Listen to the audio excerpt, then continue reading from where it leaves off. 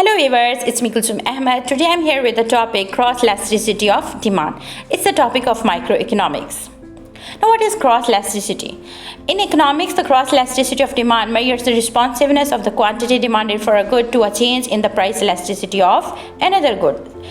Okay, so before coming to this point, we need to understand that in elasticity of demand, we learned about percentage change in quantity demand with respect to percentage change in price. Means if we were talking about chocolate markets, we had to keep in mind the price of chocolate and quantity demand of chocolate. But in cross elasticity, it will not happen. In cross elasticity, we are going to assume the impact of one commodity with the price of some other commodity. Means we will have to consider the substitute goods, the complementary goods, and the competitors' good. Fine. So if we are going to talk about chicken market and beef market, now what we'll have to see the price. If the price of beef will decrease, what will happen to the quantity demand of chicken? So in this way, the cross elasticity will be measured. Now, why to measure cross elasticity? Why do you need to measure it? We need to measure it because we want to see what will happen to the competitor if we are going to decrease the price. And if the competitor is going to decrease the price, what will happen to the total revenue of my firm? The same way, you will have to assess the reaction of other companies if some change in prices is going to happen with your product. So we need to understand. Then we are having an example. For example, we are going to talk about the cinemas performance. If cinemas are going to have maybe they have lowered the prices. So if more of the people are going to buy cinema tickets, what will happen? More of the popcorns will be sold and more of the cold drinks will be sold, because people will go to cinema, they would enjoy and they would buy all these things. The same way, what will happen to the competitor industry? Now if the people are not going to cinemas, what will they do? They might go for some domestic hobbies, they might go for some tourism, they might go for some shopping. So all these things are the competitors of cinema. Fine. So if customers are going to avail this thing, they would withdraw the demand of other things. Now, different companies, like different brands, they use this cross elasticity method to measure the response of consumers. For that sake, they are going to make persuasive advertisements. They would do more marketing. So what will happen if they would go for persuasive advertisement? Definitely they would earn brand loyalty of the customers. They would be able to shift the demand curve of their rival firm. They would be able to reduce substitution effect on their product. Then we are going to have an example. Here we are having two UK airlines. The first one is Alaska Airlines. The second one is American Airlines. We are going to assume that their prices are same, and we are going to assume that their demands are also same. This is an hypothetical description.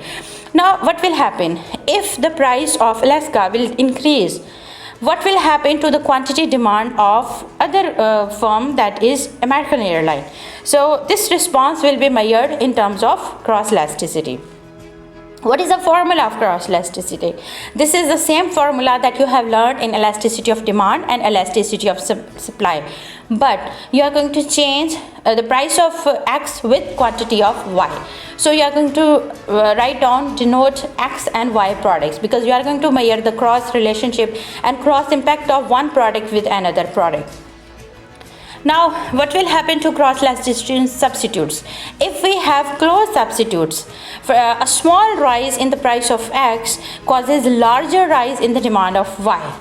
Fine. So if chicken prices are going to increase, what will happen to the demand of the buns? Because if we are making more burgers, and what will happen to that? The same way, in weak substitutes, if a greater rise in price will cause a little increase in quantity demand. Fine, because they are weaker substitutes.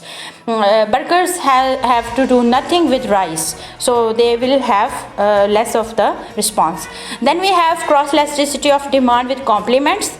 If the complementary goods price will decrease, for example, if cars are going to be cheaper, what will happen to the oil prices, oil demand? Definitely, if people are going to buy more cars, they will be using more of the oil. then we have weak complements. So a larger decrease in price may cause little change in the quantity demand of that complementary good. So then we have income elasticity. Now what is income elasticity? In income elasticity, we are going to measure percentage change in demand divided by the percentage change in income. Means if your income is going to increase, what will be your response in purchasing of different commodities? For example, if your income is going to be rise, what will the people may go and buy more fine wine because they would feel that they can afford it. Then this is the income elasticity for baked beans. Now baked beans are not that much important, so its demand may increase, but it might not increase to a larger extent. Then about the cigarettes, if your income is increasing, definitely you will go to cigars and you will switch to some other things, because cigarette is going to be an inferior good, and in inferior good, you know that if your income increases, your demand for inferior good will decrease. Then your demand for private air jets, definitely you are having a good income, so why not to enjoy your private flights. So this was all about my today's video. I'm sure that you have liked my video. If you like my video, please like, share and subscribe my channel. Thank you.